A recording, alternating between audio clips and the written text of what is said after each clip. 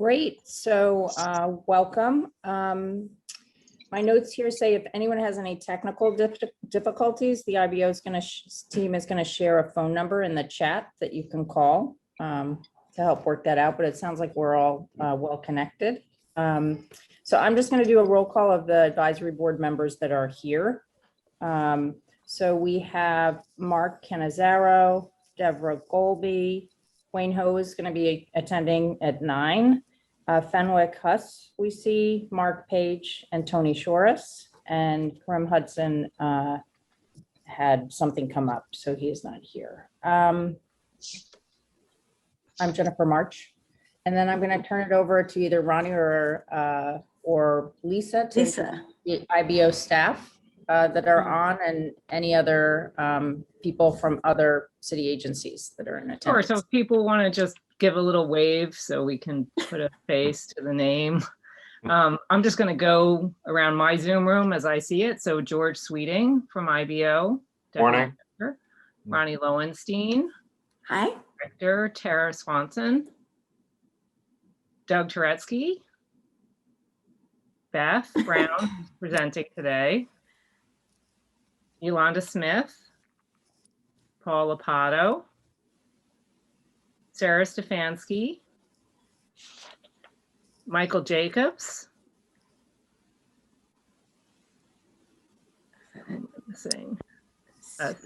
Sarita Subramanian, and I think, is that it from IBO and me, Lisa Neary?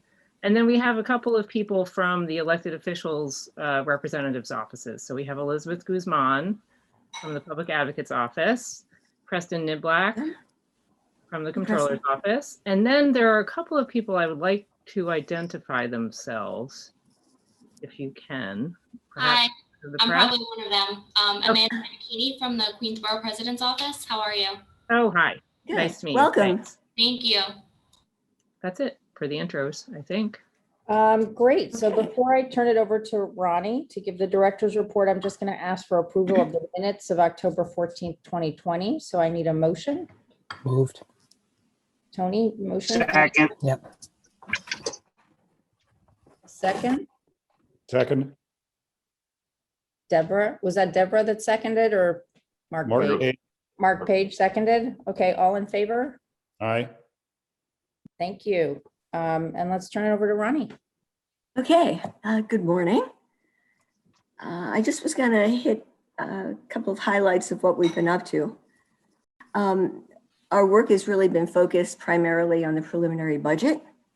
The mayor released his preliminary middle of January. And then on February 11th, we released our broad overview of the budget. We did it in what we call snapshot form again, which allowed us to move quickly with it and put out, I think, a really good summary that's relatively short, easy to read, and largely consists of charts and graphs. And then what we've turned around and done is we've done deeper dives into specific areas. We call them issue briefs or budget briefs. And since the preliminary has come out, we've published 11 separate budget briefs on topics ranging from FEMA reimbursement to shifts in funding, repeated shifts in funding for affordable housing, to the extent to which Albany is using federal aid to supplant monies they would have sent to the Department of Education here, which is for us by far a record. We've been trying to put out more budget briefs in recent years, largely because much of the information that we put in longer reports tends to get buried.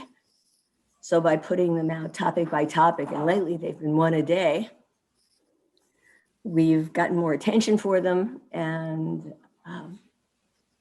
we've been able to put more effort into each of the briefs. But we're not done yet. We've still got more of them to come out, including at this point either 4 or 5 that are nearly ready for release.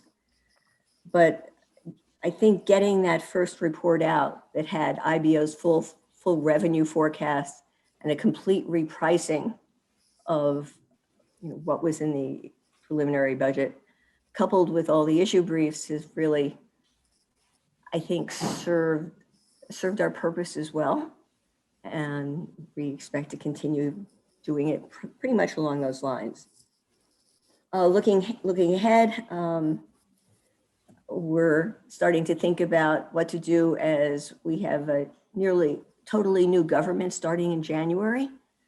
As I think most of you know, more than 2/3 of the council is likely to be new. The speaker is going to be new. The controller is going to be new. Who else? 4 out of 5 borough presidents are going to be new. And so we're thinking ahead to what we can publish that will most help that transition. And at the same time, perhaps serve as an advertisement for the sorts of work we can do for people to help out. As some of you might have heard earlier when we were speaking with Jen before the meeting started, we've got people looking through the stimulus legislation. Staff have been coming through their respective areas, trying to figure out what's in there. Not just the funding that's directly flowing to the city and the state and the MTA, but also the impact of the plan on the local economy, on the people who live here. And then, since we're particularly interested in taxes,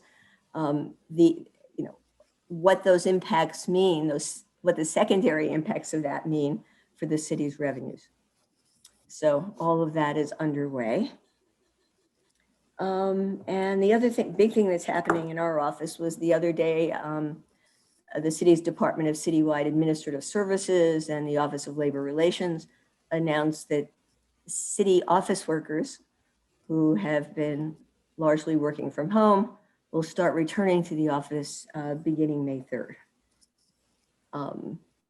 This is a big issue for our staff with lots of divisions on who wants to be where.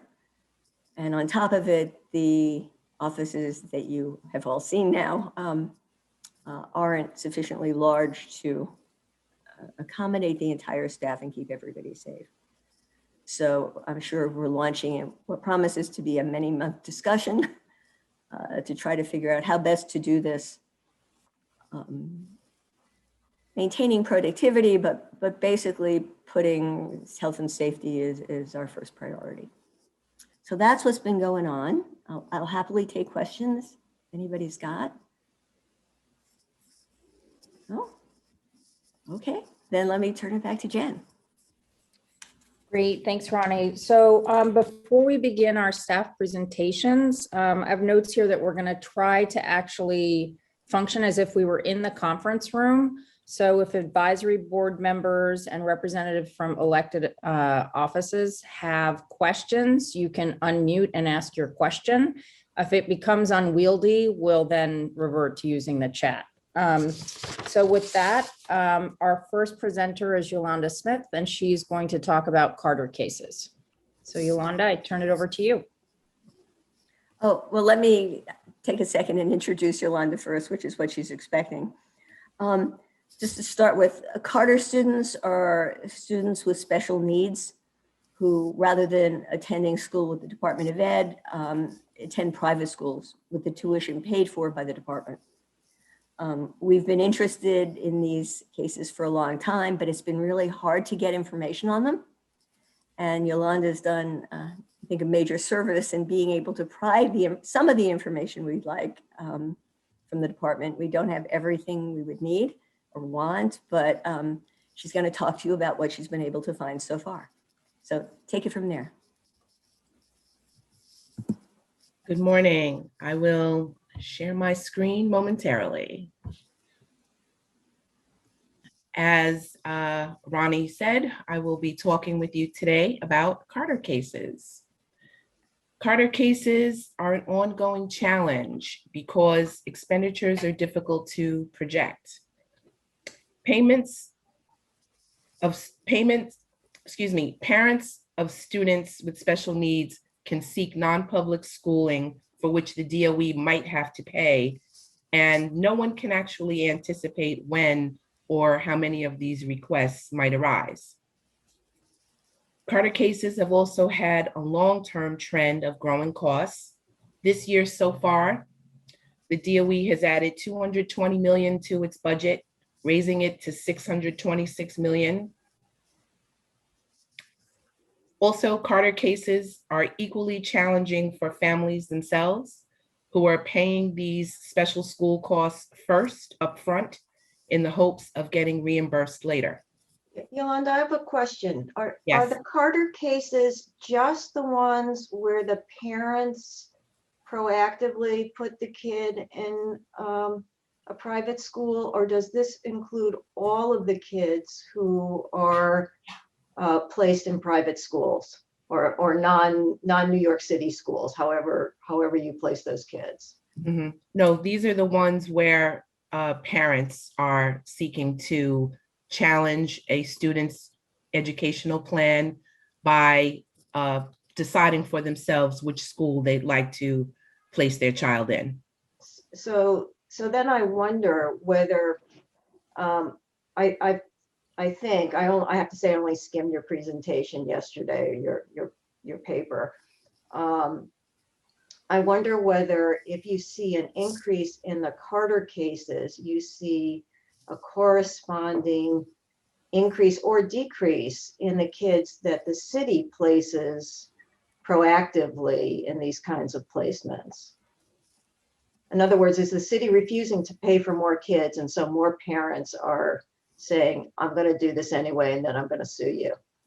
Or is it just an increase in the total population that's being sent out of district? Well, you are going to see later on in the presentation that the actual numbers of Carter students have been growing, Okay. which is somewhat reflecting the cases that have settled. I don't know that every Carter case goes the way the parents want it to go. So we don't have a scope of numbers of students that are denied the private placement or don't turn into a Carter case because there is an agreement reached before it becomes a Carter case. I mean, that's Right. also a possibility. Right, so you don't really know the total population of IEP kids who need out of district placement. Not really. Potentially, yeah. Yeah, But right. wouldn't the DOE have to be able to provide that, Yolanda? Because those are contractual relationships between the city of New York and a non-city entity. So they require a contract in order to be paid. So they should be able to tell you total expenses for non-city education services provided to New York City students, no? Yes, it's true that if there is a contract, as maybe the parents have gone through the Carter hearing process and a settlement has been reached, at that time, the number can definitely be counted, and they can definitely tell us the numbers of students in private placements in state and out of state. They can probably tell us that.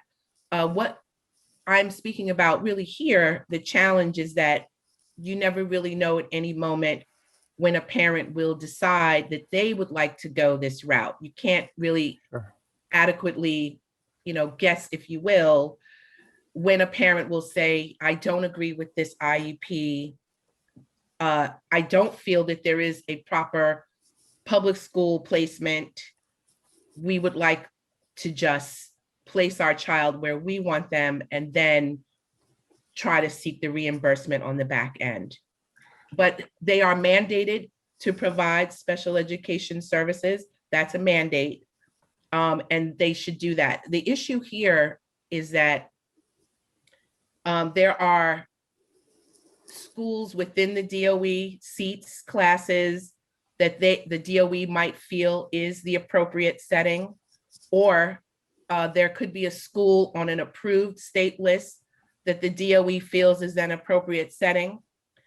And outside of that, a parent can still say, no, neither of those is what we want. Neither of those is appropriate. We would like to go to school X. Can I just ask a clarifying question, just to make sure I understand? So are there kids that DOE proactively says, you know, we have not been able to serve your special needs child as well as we would have hoped. And we are recommending that the child go to a school in Westchester or something. Does that happen? That can That happens happen. too. Yeah. Yes. Got it. Okay. Thank you. Okay, All righty. back. Okay. In the case of Florence County School District 4 v. Carter, the Supreme Court actually affirmed that parents can challenge an educational plan by, again, placing their child in a private educational setting. They can pay tuition upfront and then seek reimbursement back. The way they seek the reimbursement is by requesting something called an impartial hearing, which is also called a Carter hearing. And you may also hear it referred to as a due process hearing. At the impartial hearing, it has to be demonstrated and proven that the Department of Ed cannot offer a public school program or other placement that is appropriate to the student's needs. And if that is true, then the child may be entitled to attend a private school at public expense.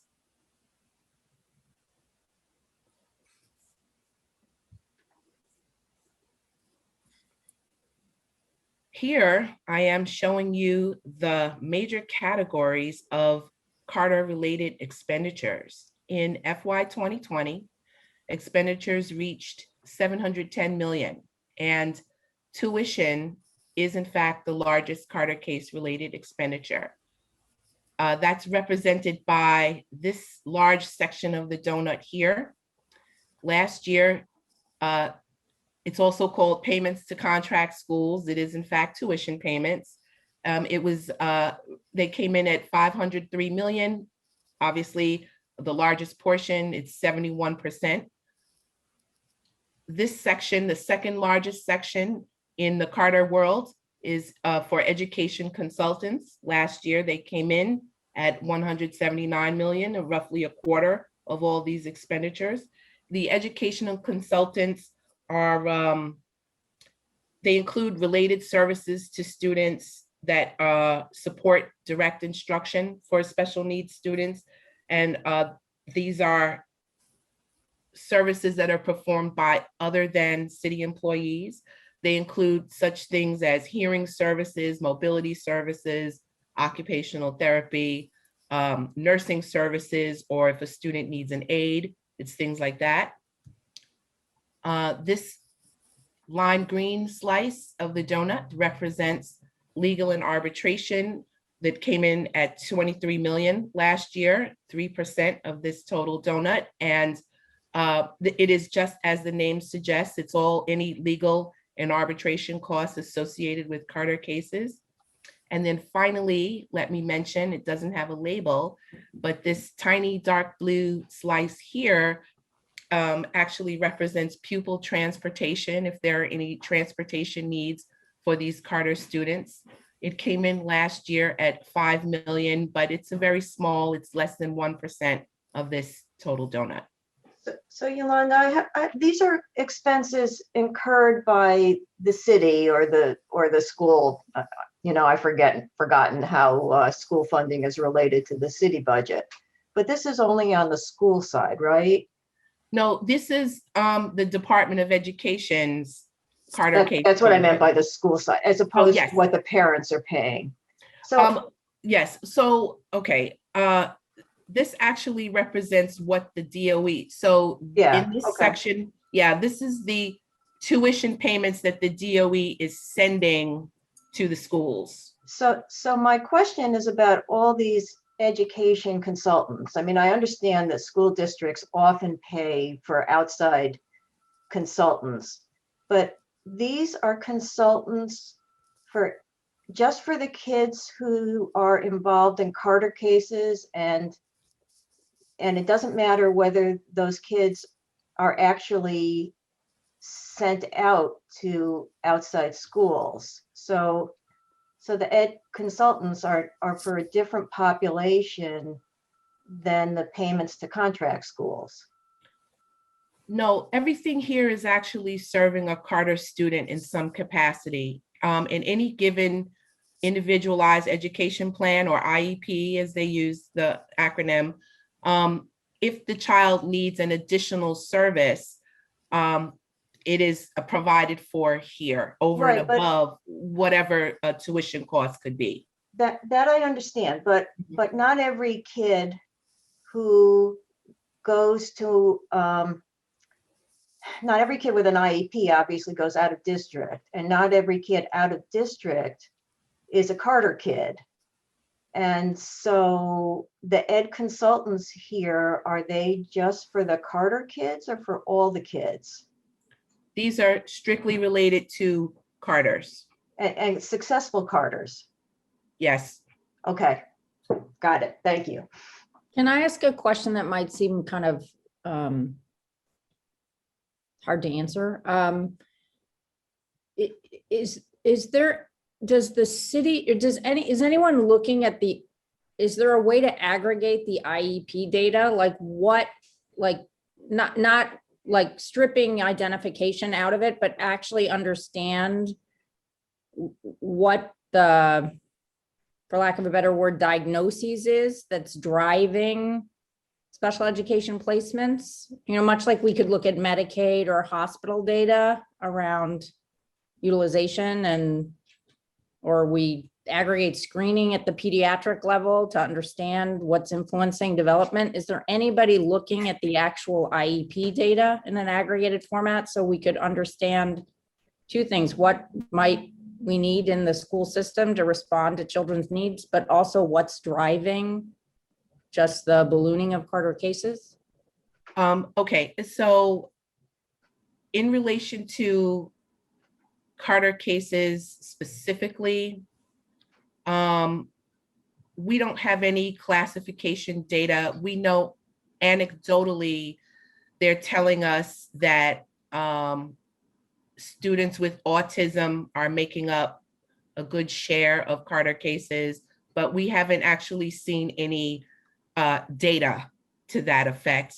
And we know anecdotally that they've focused some concentration on students in the citywide special ed district 75. So, I mean, we can assume that that means children who are the most with the most severe needs, but that's, you know, an educated guess based on things that they've told us anecdotally. We don't have hard data on the classifications here, but I will say that you may already know that in the special ed world overall, the city is supposed to be using the CSIS system, which we do hear off and on.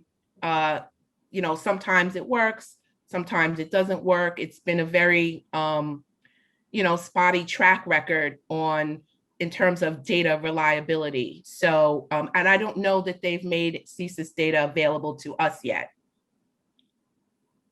But I would. Mhm. Yeah, we Sarita, do can have you- CSIS data, Yeah. but Carter case students are not included Ah. in that.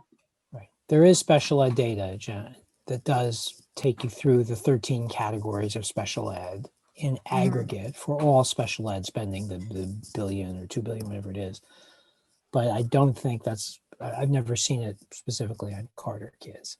But there is aggregate data, so we know how many have autism, how many have a physical disability, how many have other challenges broken out, and those are disaggregated demographically as well. Just to give you some more anecdotal evidence, I used to be on my local school board, and the increase, and over that time, the growth in special ed placements was, a lot of it was driven by kids on the autism spectrum, where their parents felt that they were not getting what they needed in the public placement. So that would be consistent with my anecdotes also, what Yolanda said. I just had a question about the incidence of relitigation. The report said that it happens only if the student's IEP is changed, who monitors that? Who follows up? Who follows up on IEP changes? Yeah, what I'm asking is, it seems that once the case is decided, it continues until the student reaches the final grade unless the IEP changes. And I'm just asking who on behalf of the court monitors that that's happening. Oh, I unfortunately, I don't think I can tell you who in the hearings process. So do most of The these city then run does. the full length of the student's academic career? I'm sorry, say it again. Do most of these stay in place the full length of the student's academic career? You mean the IEP? Yeah. Or- Yeah. Well, And reimbursement. So the city monitors the status of their IEPs, the special ed group in DOE does.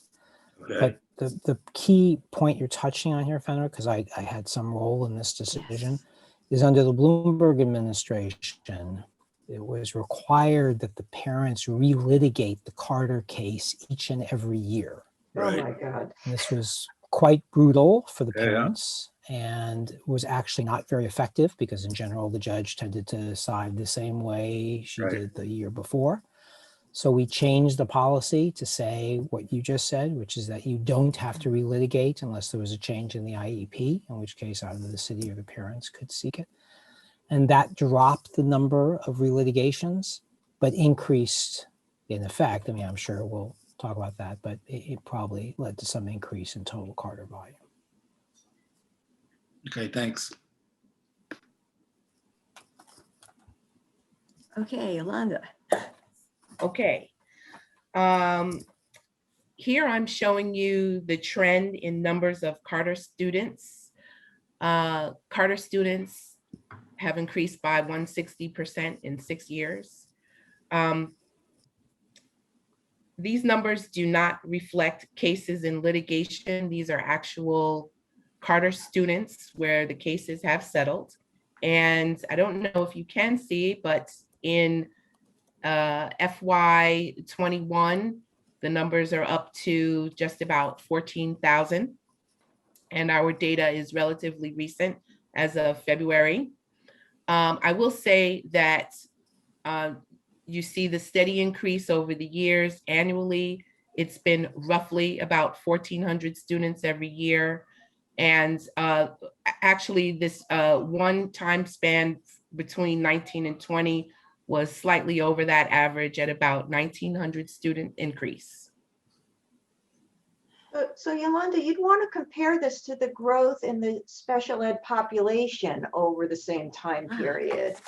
Is the fraction who are Carter kids going up or down, I think is a really interesting problem. It has to be going That's up. Right. I'm sure it's going up too. Yeah. For many reasons. Yes, true. Yeah, that would be an interesting comparison. We'll take a look at it. I think we Good know idea. there's no way it doubled in that period. This number is. Look. Policy responses. In 2000, yes. I'm sorry, just one more point about the previous slide. I certainly believe, Tony, that the caseload hasn't doubled or anything close to it. But the other thing you might want to look at is sort of voluntary placements for kids in outside programs. Because I imagine as the budget gets tighter, that the district tries harder to keep kids in-house than it did when the budget was more generous. So that's another trend you would want to compare it to. Yes, it would imply, Deborah, that there is a conscious management of this process by the district, which is probably charitable. This is not exactly a tightly managed process. But yes, theoretically that. Yeah, no, and I think, I'm sure you're right, because I'm envisioning a much smaller district where one guy does all the placements. Right. Does all the placements. Right. Not happening here. Yeah. No, that process Yolanda was describing is a morass at the school level, at the district level, centrally, in the courts. Right, It's yeah. quite No, a- I quite a have the thing. wrong model in my head. Policy responses.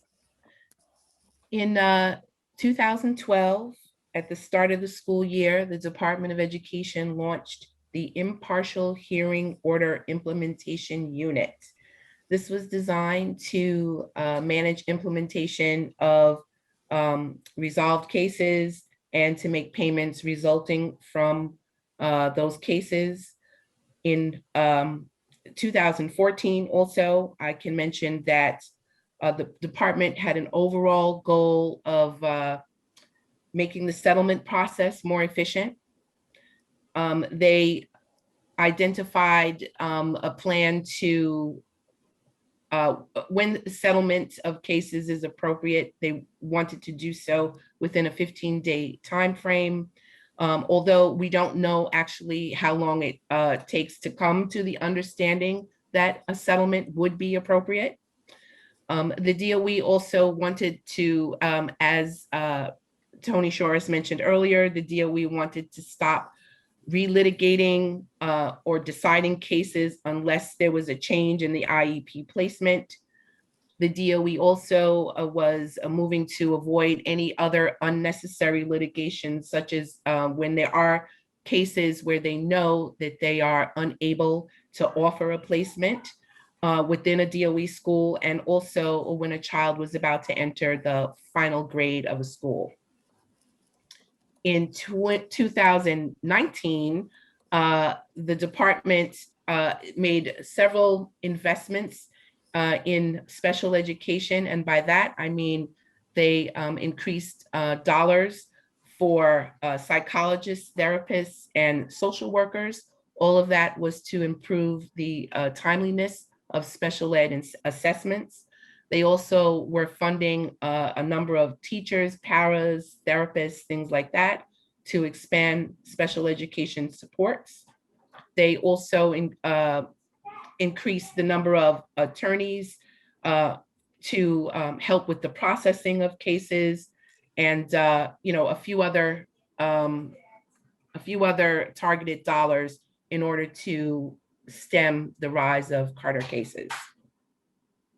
And very recently, only a week or two ago, the regents authorized other changes. One of them, following along with what's happening now because of the pandemic, they are moving to a virtual video conferencing for hearings. They also wanted to widen the pool of people who could become impartial hearing officers, thereby increasing the numbers of folks who could actually hear cases.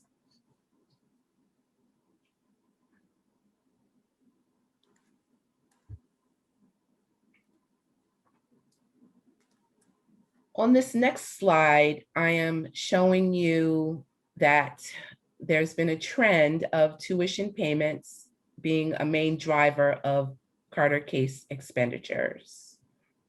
I'm reflecting inflation adjusted 2020 dollars.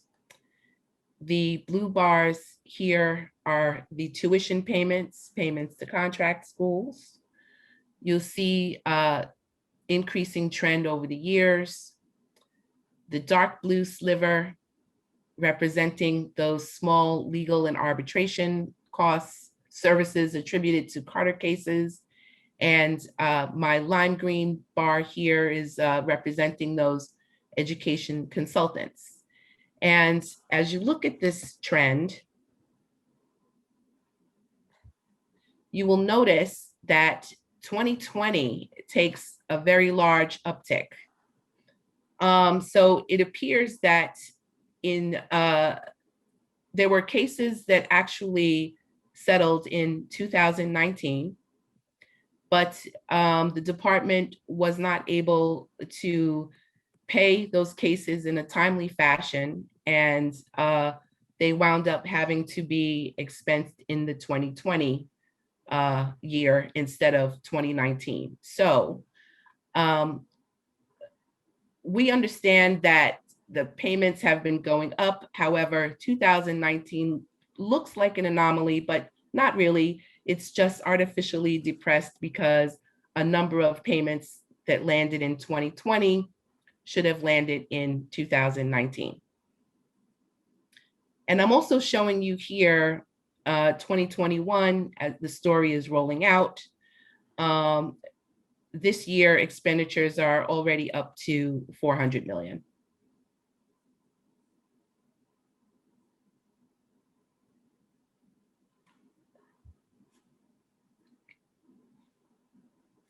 Similarly, on this chart, I am here showing you again Carter case expenditures, but I am reflecting for you both the budget, which is in blue, and your actuals, which are represented here in green.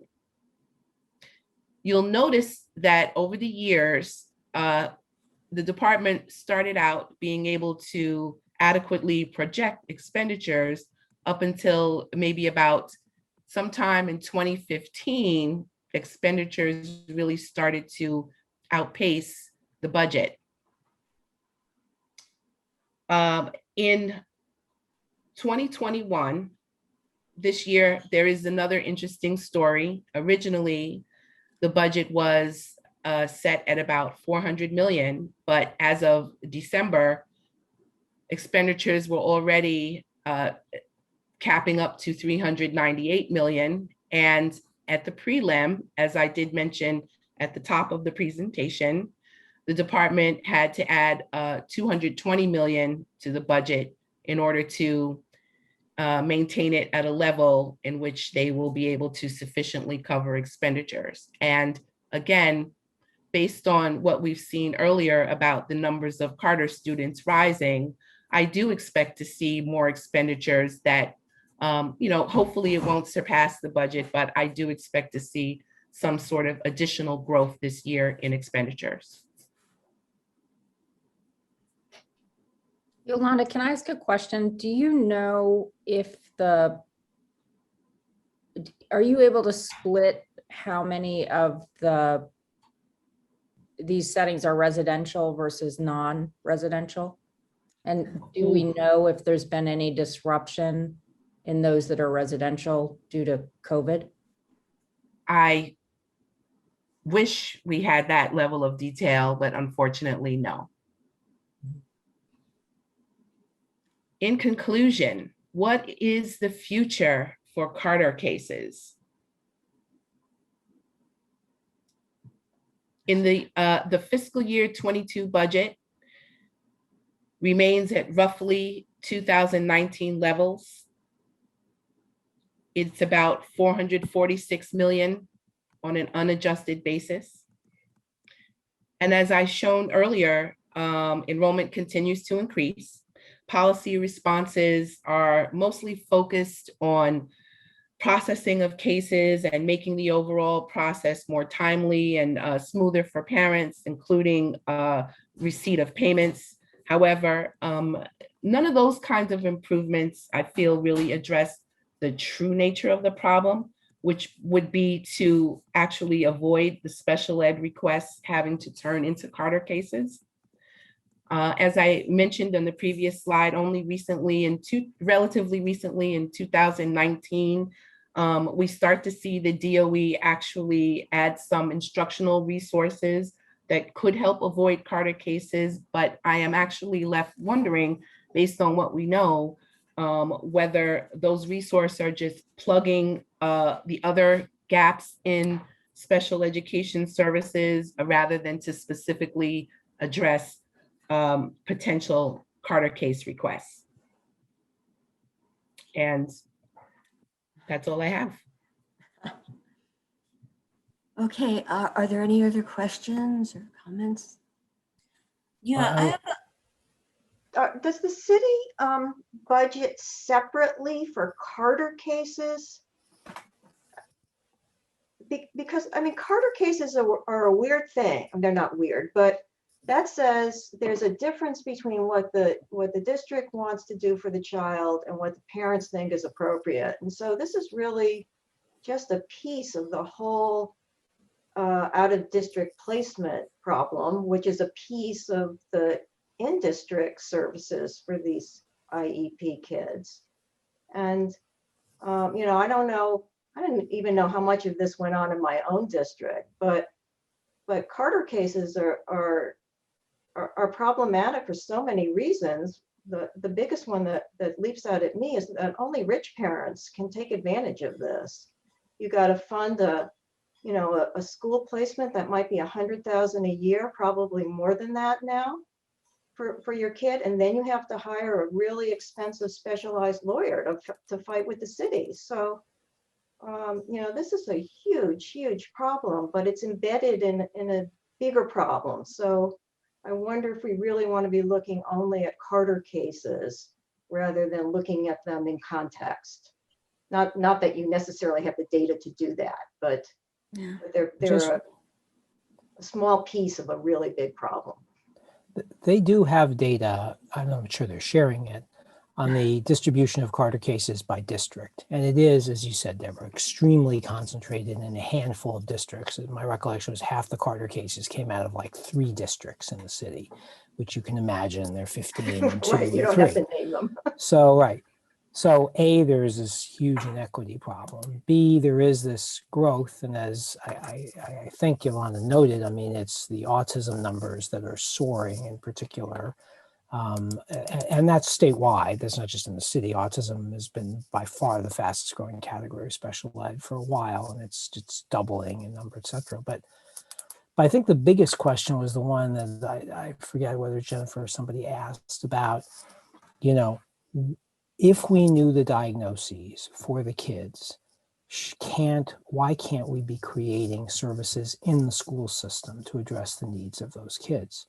It's not a secret that there's a fair amount of autism around. Why aren't there enough city programs for this? And I'm sure, I won't speak for Mark, but I can certainly tell you I was pulling out my hair as to why this number kept growing and growing and growing without us seeming to be able to respond, and instead just handing over, $250 million, then $500 million, soon to be $750 million of city DOE dollars to private educational institutions that are mainly accessed by wealthier people. I should just note there is a thing, and I'm sure Yolanda would have gotten to it in more time, but called Connor cases, which is when the city actually directly pays and does not require the parent to front the money. There's a whole legal aid process to help, theoretically, to help poorer parents who don't have access to the front cash use this Connor mechanism. But it's underused, it's understood, it's poorly accessed, and the inequity of the distribution of the Carter cases proves it's not working. It'd be really interesting to build on that, to look at younger ages and the inaccessibility of early intervention, because there's the same issue of take up where it's really robustly taken up in wealthier districts and in poor districts of the city, not. The EI data, though, is kind of a mess, but it would be really interesting to look at them in parallel, because I think it's the same communities that are dramatically underserved. Sure, this is a pattern we see in plenty of services. I would like to mention that one piece of the 2019 policy investment in special ed resources was for a pilot integrated co-teaching literacy program in the early grades. But again, that's what they said they invested in 2019, but then in the 2 years following, we still see rising numbers of Carter cases. So again, I'm still, either the investment is not sufficient, or it's not properly targeted, or there seems to be just some sort of mismatch with the dollars that were invested and the numbers that we're seeing.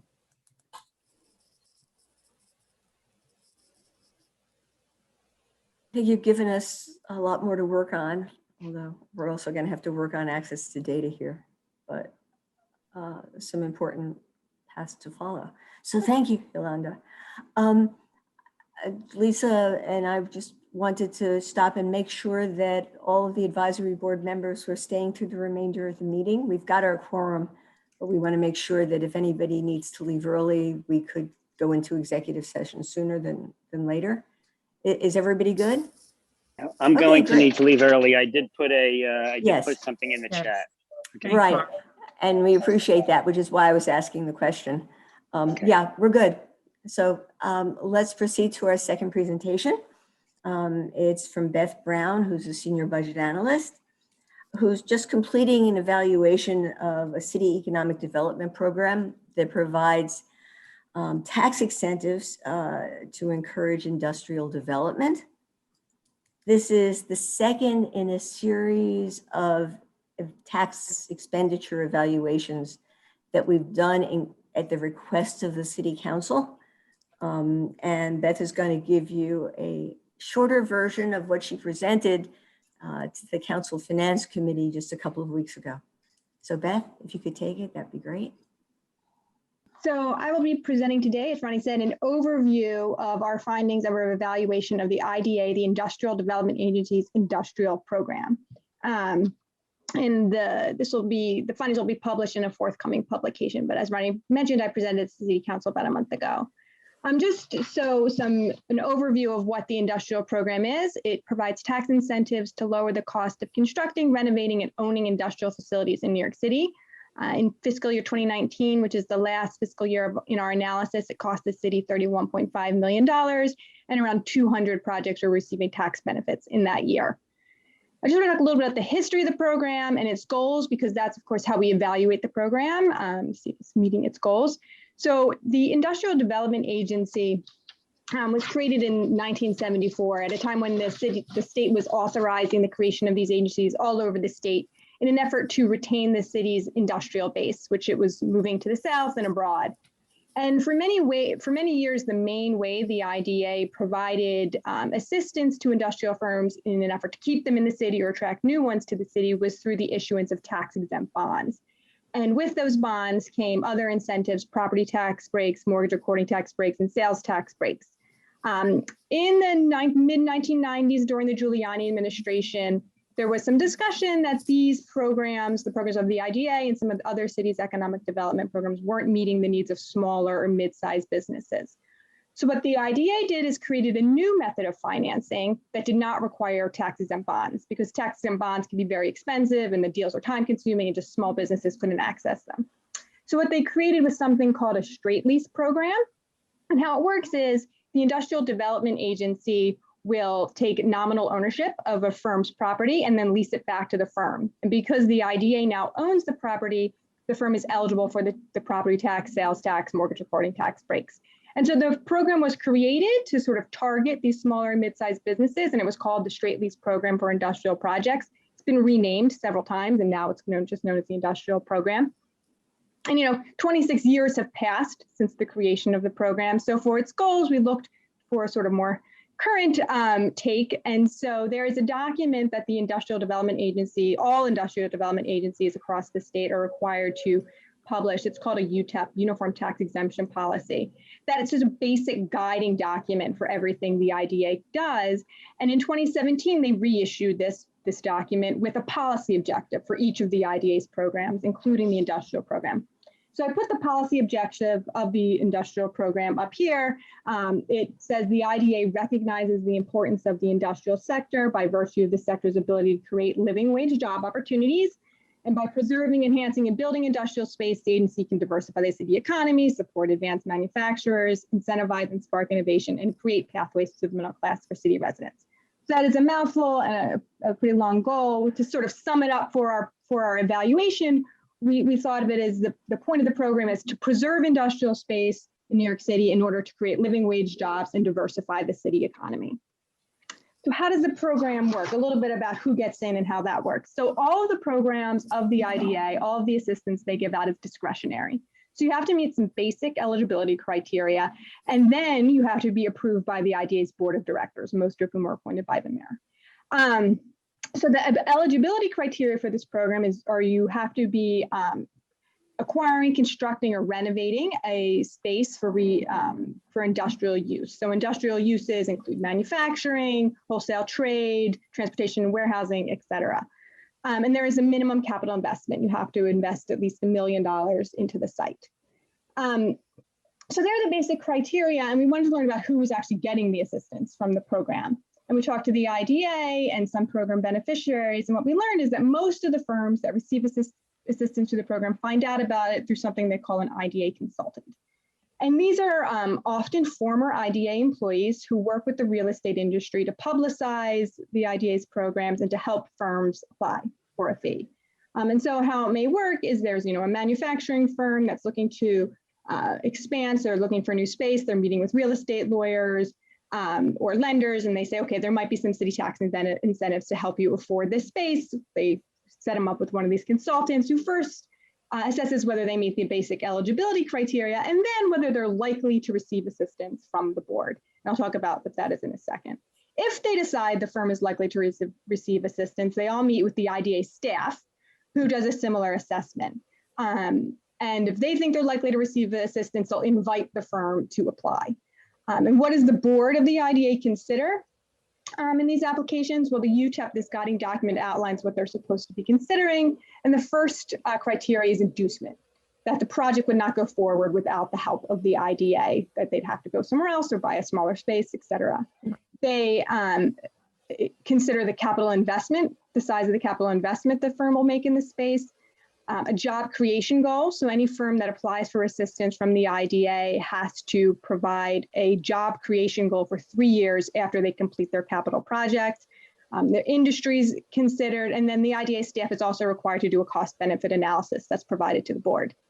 The board then votes to approve or not. Usually they do vote to approve because it's gone through a sort of a vetting process before they're even invited to apply. When they, if they're approved, they receive some benefits I already sort of mentioned: a sales tax exemption on construction materials, a waiver of mortgage recording tax, and then property tax savings through pilot, a discounted payment in lieu of tax. And that's the biggest savings to the firm, biggest cost of the city, because it lasts for 25 years. There are some strings attached to this assistance. The first is that any firm that receives assistance from the IDA is subject to recapture in the first 10 years of benefit. So what that means is if there's some sort of adverse event, they call it a recapture event, within the first 10 years of your assistance, the IDA will terminate your assistance and then demand to be repaid all the benefit you received thus far plus interest. And a reason, a recapture event might be you sell your facility in the first 10 years. Assistance ends, obviously, but you also have to pay it back. If you move all of your employees or most of your employees out of New York City, that's considered a recapture event for this program. And I'm not going to go into, for the sake of time, too much in this presentation today, but these recapture events do happen. For this particular program, we found about 19% of projects had assistance recaptured. And so that does happen. There is also a fair amount of compliance and reporting. So firms that benefit from this program have to provide annual employee benefit reports, which is information on the number of employees, their wages, and their benefits. And I just mentioned these two things about recapture and compliance because these are not necessarily things that are required of other city tax incentives. So just a little bit about the data and methodology we use for evaluation. A lot of data we received from the IDA directly. They were able to provide us with at least basic data on all of the firms that received assistance through the program since it began until 2019. For firms that were receiving benefits from in fiscal year 2006, we're able to receive a lot more detailed data, which include the taxpayer ID of the firm, that job creation goal that the firm set when they entered the program, information on industry, et cetera. For employment data, which is important for this analysis, we use data that we received from the New York State Department of Labor. It's a quarterly census of employment and wages. And for this project, we have that from 2000 to 2018. And what this is employment data on all establishments in New York City that are required to pay into the unemployment insurance program. So what we are able to do is for the firms where we had the taxpayer ID from the IDA was create a database of that firm's employment from 2000 to 2018. So we could track, are these firms creating living wage jobs? And for some firms, depending on when they received assistance, we were also able to look at what was happening in their employment before they entered the program. We were able to use this data to compare with the employment goals they set at application as well. And also we used the QCW data writ large for the city to say, okay, what was happening in the employment in the sector served by these firms overall in the city to provide some perspective. One thing that we were not able to do, and it is a limitation of this analysis, create a good comparison group. So ideally, when you're doing research like this, you would have a group of treated firms, firms that received assistance, and a very similar group of untreated firms that did not receive assistance. You could compare their employment outcomes. For several, there's a fair amount of data limitations, especially on unassisted firms. We just are limited in what we know about unassisted firms in the city. There is some legislation in the state that's trying to help us get more data on business tax returns that would hope in the future allow us to hopefully create more of a comparison group. But for now and for this presentation, I'll be focusing on the employment outcomes of the firms that benefit from the program, which I do think is telling and helpful in evaluation. And of course, we also look at what was the cost of this program to the city. So the first thing I want to talk about is program participation. So this is the number of firms, this chart shows you here, the number of firms entering the program new in every year since it began. And the dark lines sort of separate mayoral administrations, just to sort of ground you. So what's sort of easy to see is that there was a big ramp up in the program in the early years, and then that's when the most projects were entering, and then it's sort of fallen, participation has fallen ever since. So for example, just using mayoral administrations, during the Giuliani administration, which is the administration that created this program, there are an average of about 21 new projects a year from 1994 to 2001. That fell during the Bloomberg administration to about 14 new projects a year from 2002 to 2013. And the de Blasio administration fell again to an average of 8 new projects a year. And there are a variety of reasons, I think, why this participation is falling. Again, I talked to the IDA about what they think is happening here, the consultants that work to publicize the program and help firms apply, and also the beneficiaries. And so, one of the things I heard is that the Giuliani administration was the most aggressive in marketing the program, so that likely had an impact. But the sort of overall thing I heard from all of those stakeholders was really, the biggest cause perhaps is the increasing unaffordability of the industrial space in the city. And again, there's many, a few reasons for that. So, during the Bloomberg administration, there was a fair amount of rezoning in the city, and the parcel zone for manufacturing, which are really basically, that's where these firms can have these sites, are limited by their zoning, was impacted. And depending on how you calculate it, the city lost around between 7 to 9% of its acreage zone just for manufacturing during the Bloomberg administration. And then more recently, with the increased popularity of e-commerce, these sites are facing increased competition, which is driving up prices. So whereas in the early part of the program, when the program was first created, the tax incentive provided by the IDA may have been enough to make a site affordable, it might be increasingly less likely that that's the case. No matter what the reason, the fact that fewer firms are actually participating in the program newly each year does have an impact on the program's ability to meet its goals.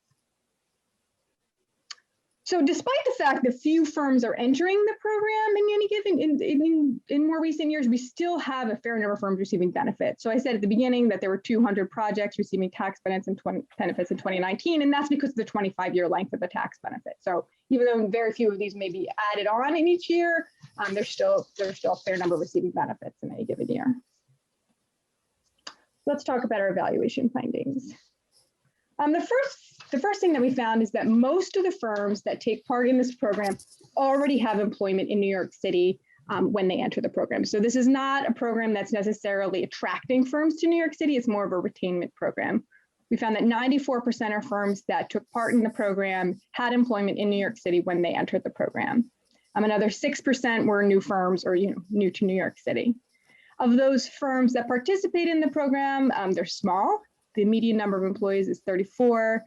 Average is 154 employees. There's a few bigger firms that sort of drew up the average, but you can see from the chart below, the first 2 rows are the number of projects of firms with fewer than 100 employees, and that makes around 79% of all of the projects. So we know that this program was originally targeting small and mid-sized firms, and that's borne out in who's actually participating.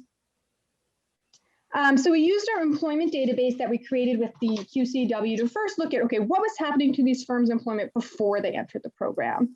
And we found that most of the firms were expanding their employment before they entered the program. And here we defined expanding by looking at their annual average employment change in the 3 years before they received assistance. And if it was greater than 3% growth, we categorized them as expanding. If it was somewhere between 3% growth and 3% loss, we said they were stable. And then if they lost more than 3% of their employees, we categorized them as contracting. So here you can see 61% of firms were expanding before benefit. Another 17% were sort of staying around the same size, and 22% contracting. And the fact that the majority of firms were expanding makes sense, sort of given the program. It's a program that you have to be constructing or renovating a facility, likely because you might be expanding your business, which is likely you'll be expanding your number of employees. It might be the whole point of it might be to accommodate that. So what happens after assistance? So here we measured post-employment change post-assistance by comparing the number of employees the firm had when they entered the program to the number of employees they had 3 years after they completed their capital project. And we use that so we could, that's this, as I mentioned earlier, that's the sort of same time frame the IDA uses when firms apply to set a job creation goal. And so by that measure, we found that around 54% of projects or firms expanded. They added more than 3% of their employees over that time period. And the time period is usually around 5 years. So the average number of jobs added is 32, median 9. Another about 9%, stayed around the same size, and of about 37.5% lost jobs. The average number of jobs lost was 34, median 11. And I mentioned we used that time frame so we could compare to, how did these firms do compared to what they said they were going to do, and we found only about a third met or exceeded the goal they set when they applied. The average number of jobs they expected to create was 22 jobs, and only 32% met or exceeded whatever their goal was. Of course, this includes firms that contracted and firms that stayed around the same size. If we just limit this to the number of firms that expanded, around 60% met or exceeded their goal, and the average miss was around 11 jobs.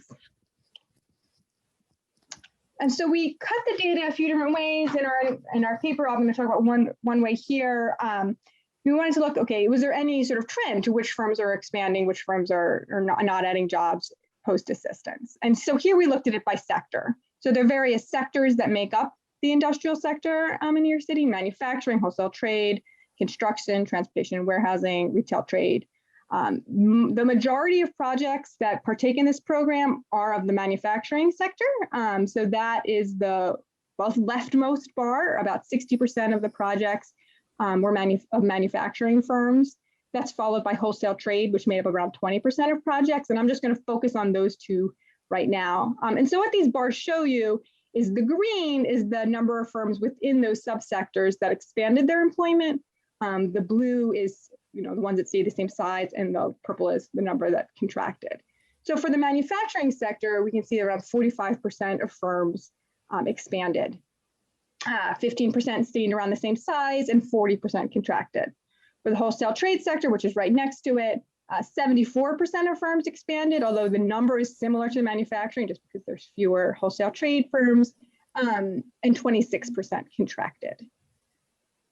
So another reason we looked at it this way is because we don't have a comparison group, we wanted to look at, okay, what was happening for these sectors writ large in the city to provide some perspective. So here we have employment, overall employment in the manufacturing and wholesale sector for the city over the study period. So the orange line is manufacturing employment, and you can see especially early in the study period, there's a fairly precipitous decline in manufacturing jobs. It's from 2000 to 2009. It stabilizes a bit in 2010, but there's still the average annual loss of manufacturing jobs is around 5% a year. For the wholesale trade sector, you see a more stable, relatively more stable employment, although there is an average annual decline of 1%, about 1% a year.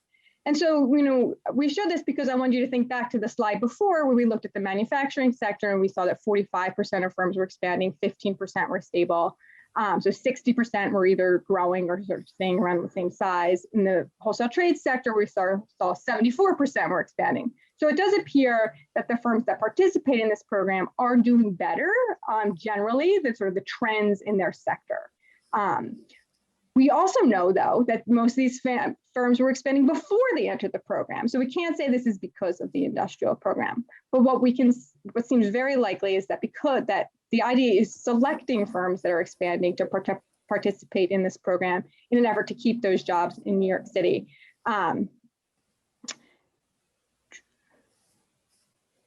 We also looked at the wages paid by these firms because part of the policy goal is to pay a living wage. So this is the average annual wage of firms that the firms pay after assistance in constant 2018 dollars. And it's around $61,000 a year, which is a living wage. I think a living wage annualized is only around $21,000 a year. It also meets a standard that the de Blasio administration announced in 2017 in a plan they called New York Works, where they created a standard called a good paying job, which is a job that pays $50,000 or more a year. And so the wages paid by these firms do meet a living wage standard and the sort of higher good paying job standard. Again, though, we wanted to compare, the wage paid by these firms to the sectors overall for the city. So again, I'm focusing here on manufacturing and wholesale trade. And what I have is in orange, the average wage paid by the sector overall, and in blue, the average wage paid by the participating firm in the program. And so for the manufacturing side, on the left, you can see that the firms that are participating in the program early on paid somewhat on average less than the sector until around 2012 when they cross over and then sort of is currently at parity. They pay around the similar wage. On the wholesale trade sector, however, you do see very consistently that the firms that are participating in the industrial program do pay less than the sector on average. So while we found these firms are paying a living wage and they're paying a good paying wage, they do, for some sectors, they are paying less than the sector average. Just talk briefly about the cost of the program. I mentioned at the outset that there are several tax expenditures that make up this program. The property tax expenditure is the largest portion of the cost to the city. In 2019, I mentioned that the program cost $31.5 million. Of that, $31 million was property tax expenditure. The orange is the mortgage recording tax expenditure, and that is the second greatest cost to the city of the program, but it varies, year by year, depending on how many projects close and the size of their mortgage, et cetera. There's a small little green part that represents the sales tax and a little blue part for energy taxes, or projects that participated in the program early in its history also received energy tax discounts, although that's not the case anymore. So I just wanted to show you from here, just the takeaway is property tax is the greatest share of the expenditure, but also the cost of the program is growing over time. And there's two reasons for that. One, they're adding, although maybe not so many projects a year, they are adding projects over time. But also we found that the cost of the program on average per project grows over the life of the benefit. So the benefit sort of actually increases over time until it starts to phase out. There's a phase out at the end. And that's because the pilot, the amount of money that the firms actually pay in property taxes grows at a slower rate than what they would have paid otherwise. So to talk through our conclusions. So is this program meeting its goal to create living wage jobs in New York City? I'd say our findings are mixed. We found that more than half, 54% of firms are expanding post-assistance. And another 9% stay around the same size. Of those firms that expanded, though, we did find that a fair number did not actually meet the goal they set for themselves. However, we found that the two main sectors impacted by the program were naturally sort of declining or contracting. So these firms might be doing better than the sector writ large. But as I said earlier, many were expanding before assistance. So it's likely that the idea is choosing these firms for assistance in an effort to keep expanding firms in the city. We found that the average wage of project firms can be lower than the sector average, but are still a good and living wage. Is the program helping to diversify the city economy and preserve industrial space? I think here, the fact that fewer firms are participating in each year is really, that's where it has its impact. When a firm participates, the city has some sort of say in how that site is used, and the fewer firms that are actually taking part in the program, the less likely they are to have a say. So that's it for me. Yes. Can I ask a question, Elizabeth? Does the data allow you to parse what they're manufacturing and where Yes. the manufacturing is located? Well, for what, there are some subsectors that we could go into that we could, yeah, you can see a little bit. And where, yes, we do. I didn't make it part of the presentation for today, but we do look at to where they're located. Where they're located is not surprising. It's sort of the industrial, where they can be located, to be honest. Like they're really constrained by their zoning, mostly in industrial areas in Brooklyn and Queens. Mm-hmm. Thanks. Other questions? That was a great deal of information very quickly. So thank Liz, you. did we do a cost per job created that compares to other economic development programs? So we have a cost per project, which I honestly didn't print out. It's in the full report. I didn't do a cost per job, sort of for the reason that you said. I mean, I played with it when I was doing the analysis, but there wasn't really any good perspective to put on it. And so I thought in some ways I was sort of throwing a number out there without any grounding. The other thing is, the program lasts for 25 years. And as you can imagine, employment can change in that time period. So for that reason, that's not a part of the analysis. We did look at cost per project though. And I'm trying to remember what it was. I'll have to get back to you. Right, but that's less relevant because the projects are of different sizes. So they are. Yeah, I mean, it's more about jobs. You could easily do it because we have, an employment for each firm. If we choose to judge it at a certain time, we do have an employment. But I can get it. Yeah, I can get it to you. If I could jump in just for 1 second, Tony. I mean, the other thing is, although I think it's fairly common to think about this as a jobs program, when we talk to the IDA people, they describe it as an investment program. They're trying to induce investment in industrial space more so than jobs. Jobs are part of the calculation, but the inducing the investment in the space seems to be important issue for them. I'm not saying that's right or wrong, but I mean, I think I'd probably argue that that's a part of the means to the end, which is to create the jobs in the long term. We don't really care about nice old industrial buildings per se, but anyway, okay, good, thanks. Okay, thank you, Beth. At this point, I guess, Jen, we're going into executive session. And do we need a vote to do that? We need a motion to go into executive session? Yes, we do. Okay, so I'm calling for who wants to make a motion. Move it. Hey, Wayne. And seconded. Second, Mark. Thanks, Mark. All in favor?